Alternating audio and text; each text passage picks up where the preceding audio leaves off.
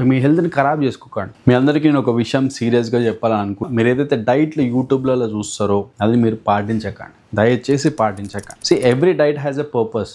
అవసరమా లేదా అన్నది నా హెల్త్ని బట్టి, నా బ్లడ్ రిపోర్ట్స్ని బట్టి, నా గోల్ని బట్టి ఉంటుంది. ప్రతి డైట్ కూడా లాంగ్ రన్లో చేసేది ఉండదు అనమాట. Someone loves sweets, someone loves biryani. So మనల్ని మనం ఆపుకోకుండా తినేటివి ఉంటాయి చాలా వరకు. నేను ఏం చెప్పాలనుకుంటున్నానంటే, మీరు ఏదో మొత్తం బరువు తగ్గితే మీ అంత హెల్దీ ఇంకొకడు ఉండడు మెంటాలిటీ తీసుకొచ్చి పెట్టిర్రో, దాన్ని పట్టుకొని మీరు మీ హెల్త్ని ఖరాబ్ చేసుకోకండి. అల్టిమేట్గా ఆ డైట్కి ఒక పర్పస్ ఉంది. ఆ పర్పస్ని మీరు నీ ఇండివిజువల్గా నీకు అవసరం ఉండాలి.